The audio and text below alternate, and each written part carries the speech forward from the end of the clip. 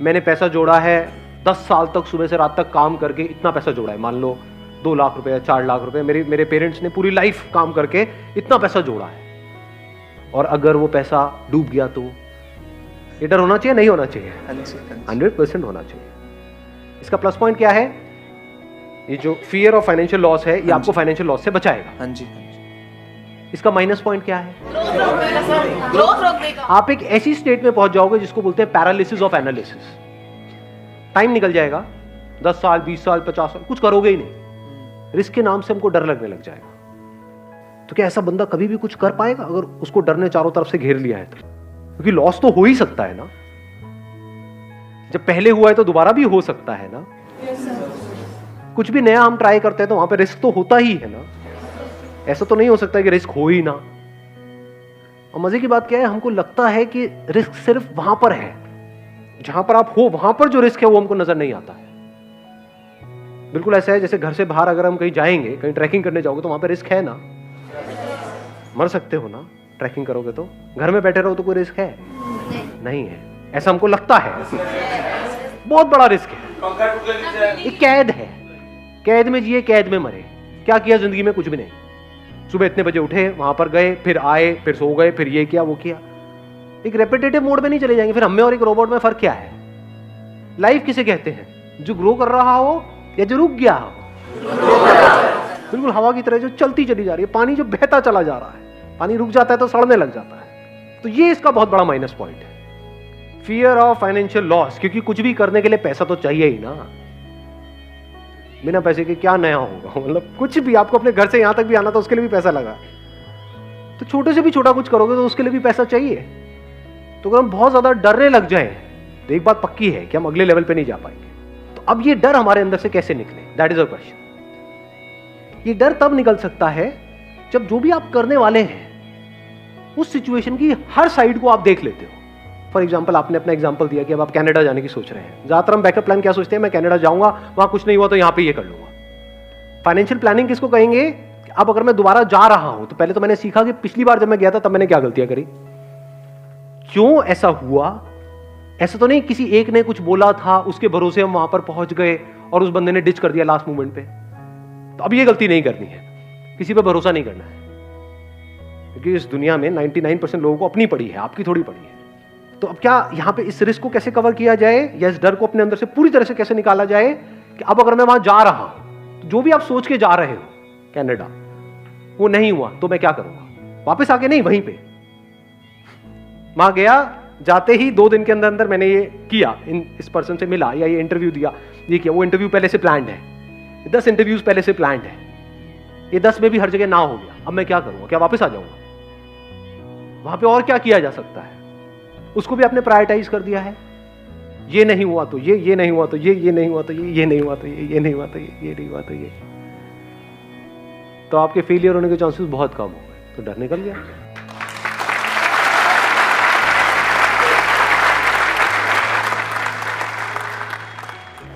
जो आपने आज तक बताया मुझे, हाँ, इन पर माइक दे दो। अभी एक्चुअली में होता क्या है, जिनके पेरेंट्स है, मतलब घर बना हुआ है, जैसे ज़रूरत का सामान है, रोटी कपड़ा और मकान है, वो तो सारे रिस्क ले सकते हैं। जो मेरे जैसे खुद चल के, जिन्होंने मतलब कुछ नहीं था हमारे पास, फिर मैंने एक अपना स्टैंडर्ड बनाया, घर बनाया, ऑटोमेटिक गाड़ी ली, सरकारी नौकरी, सरकारी अफसर बना, सब कुछ बन गया, और शादी भी हो गई। वो भी आजकल वो हो गया ना उतनी, तो वो भी होगी। तो ओवरऑल मतलब आज की नज़र में सबके सामने मैं बहुत सक्सेसफुल हूँ। सब कहते हैं हाँ इसके पास बड़ा घर है, बड़ी गाड़ी है, लेकिन मैं मेरी जॉब से खुश नहीं हूँ। मेरे को मतलब जाना ही पसंद नहीं है, पसंद ही नहीं है मेरे को मेरी जॉब। ये सब आप बोलना चाहते हैं कैमरे में? हाँ, कोई दिक्कत नहीं है। अब बात है कि अब मैं खच्चर, मेरे को खुद फील लगे मैं खच्चर हूँ। मैं रोज़ सुबह जाता हूँ 9 बजे, रात को 9 बजे घर आता हूँ, ठीक है, वो पैसा आ रहा है, जितना भी तनख्वाह मिल रही है, सरकारी अफसर है तो तनख्वाह तो फिक्स है, अभी इतनी मिल रही है। तो अब क्या EMI तो जा रही है, गाड़ी की भी जा रही है, घर की भी जा रही है। तो मैं मेरी लाइफ से बोर हो गया, तो मैंने रिजाइन कर दिया। रिजाइन कर चुके ऑलरेडी? हाँ, मैंने रिजाइन कर दिया। अच्छा, तभी इतना बोल रहे हो आप? क्या यार, मैंने रिजाइन कर दिया। दिक्कत नहीं है। हाँ, नहीं, मैंने रिजाइन दे दिया। अब आप समझ सकते हैं, एक सरकारी अफसर इतनी बड़ी पोस्ट से रिजाइन दे दिया तो घर वाले सब अगेंस्ट हो गए कि तू करेगा क्या? मुझे नहीं पता क्या करना, मुझे ये जॉब नहीं करनी। मेरे को 1 साल हो गया और अब मेरी हालत हो गई खराब, क्योंकि वो जो EMI जा रही है वो तो जा रही है, जाहिर है। अब मैं ये कहना चाहता हूँ कि जो अपने सपने हैं, जैसे मेरे को कुछ बड़ा करना है, लेकिन वो घर वालों को तो नहीं करना।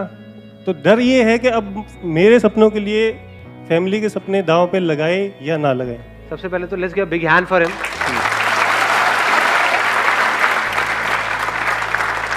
ये जो इतना खुल के बोल रहे हैं, ये बोलने के लिए बहुत करेज चाहिए। तो अब पॉइंट आता है, इसका सॉल्यूशन क्या है? कि अभी बेसिकली जो प्रॉब्लम है वो है कंफ्यूजन। समझ नहीं आ रहा है हम क्या करें, नंबर 1। नंबर 2, अब जो ऑलरेडी खर्चे बंद गए हैं और एक लाइफस्टाइल, एक स्टेटस है, उससे नीचे कैसे आए?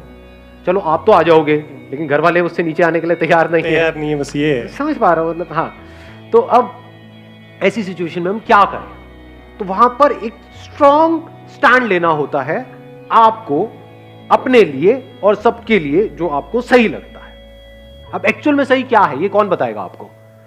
अभी आप कैसे जी रहे हो अपनी लाइफ? जो एक्चुअल में सही है वो कर रहे हो, या दुनिया ने कुछ नॉर्म सेट करे हुए हैं उसके हिसाब से उसके अंदर उस दायरे में एक्ट कर रहे हो और कह रहे हो कि हाँ सब सही है? क्या आपकी लाइफ की डोर पूरी तरह से आपके हाथ में है?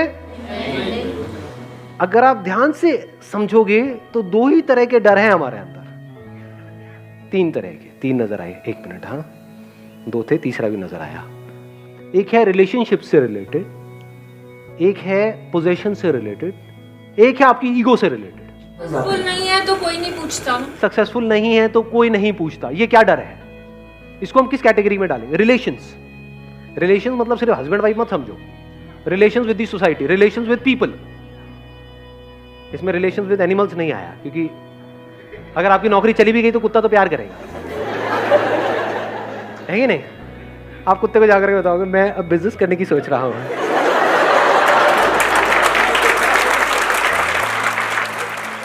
लेकिन अगर किसी और रिलेशन में किसी को बताया तो वो क्या करेंगे? They will not act out of love. उनको आपकी थोड़ी पड़ी है कि आप अंदर ही अंदर फ्रस्ट्रेट हो रहे हो। They will act out of fear. Love में फियर में फर्क देख पा रहे हो? लव हमको आजाद करता है, फियर हमको छोटा बनाता है, सेल्फिश बनाता है। तो अब इसमें क्या करना है कि अगर they are all acting out of fears, तो पहले आपको फियरलेस होना है, तब देयर इज अ पॉसिबिलिटी कि आपके आसपास में जो लोग हैं वो फियरलेस हो सकते हैं। ये जो फियर्स हैं, अगर इसको हम एक एक करके फटाफट से देखें। फियर रिलेटेड टू पोजेशंस, चीजों का डर, चीजों को चले जाने का डर। ये डर कैसे निकलेगा? बिना चीजों के जी के देख लो, 10 दिन 15 दिन।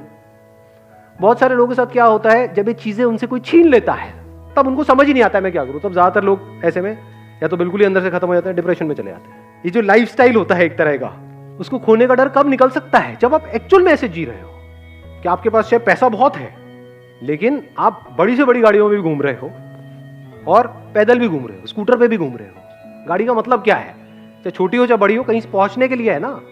गाड़ी का और एक्चुअल में रोल क्या है? और कोई रोल है? बाकी सब यहां है, साइकोलॉजिकली है कि मेरी गाड़ी तेरी गाड़ी से बड़ी है, उसको क्या, सो व्हाट। मतलब अपनी सेटिस्फैक्शन आप ढूंढ रहे हो औरों की आंखों में, उनको जला करके आपको सेटिस्फैक्शन मिल रही है। होता नहीं है जब नई नई गाड़ी लेते हैं और कोई बाइक पे है उसको ऐसे दिखते हैं, देख गरीब देख। तो क्या करना होगा? ये डर कैसे निकलेगा? अकेले में कम से कम रिसोर्सेज में अपने साथ में टाइम स्पेंड करो। कुछ दिन तक किसी गुरुद्वारे में जाओ, वहां पे जाकर के खाना खाओ, देखो कितना टेस्टी है, फ्री है, है नहीं है?